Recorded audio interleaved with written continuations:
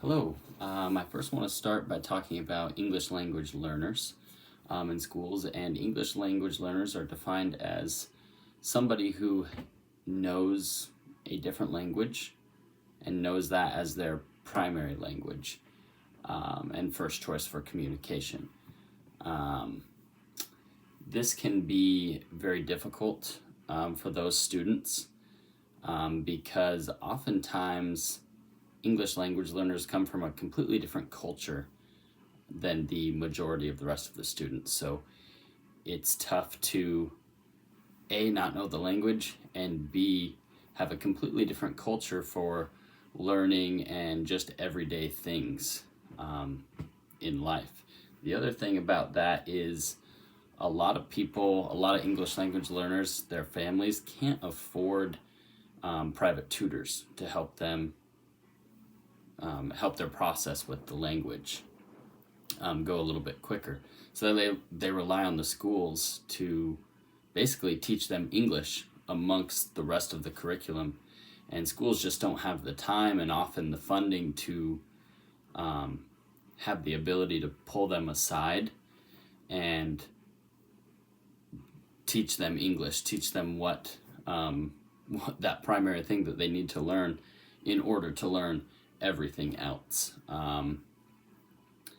There are ways to go about this, and that's schools emphasizing verbal interactions so that they can pick up the language a little quicker, and not going to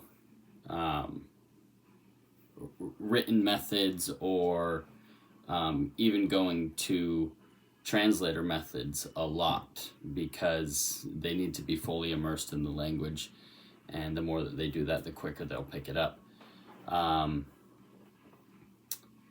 The other thing is focusing on real world tasks.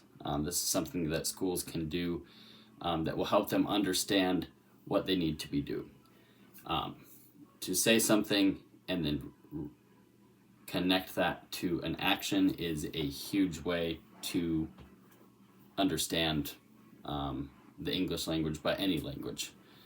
The other learners that I want to talk about that's in the discussion this week are advanced learners, at-risk learners, and a learner with disabilities.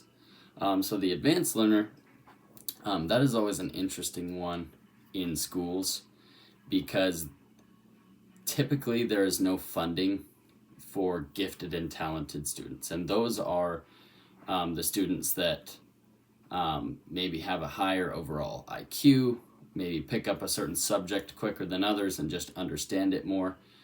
They're often just naturally gifted in certain subjects, or maybe all the subjects. As I said before, schools don't have funding for programs to take these kids aside and challenge them like the other students are being challenged. And so it's really tough for somebody that is gifted in at least one subject for that reason, because they're not being challenged. It's too easy for them. So sometimes behavioral issues can come from that, from intelligent students, because they feel they don't have anything to do, they're bored, and so they go to other things like distracting their classmates or something like that.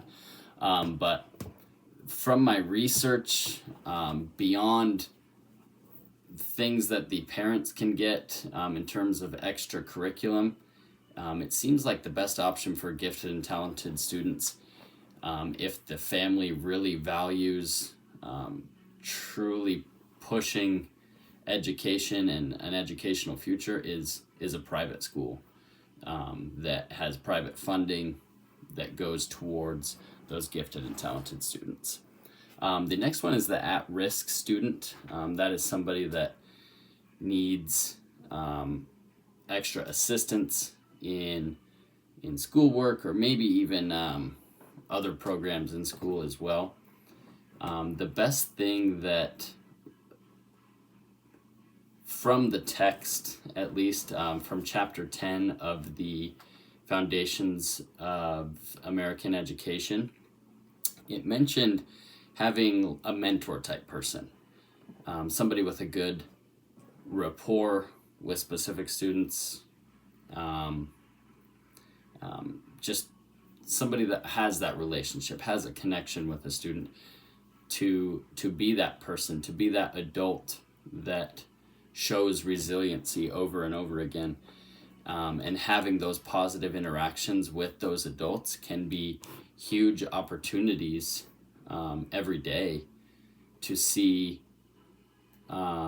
consistency. And that's a big way that those students can be helped beyond tutoring programs and Title I programs that help students understand and pick up certain subjects. But I thought that was very interesting that it talked about having that mentor, having that person be there for that student. The last one is the learners with exceptional disabilities, or exceptionalities or disabilities.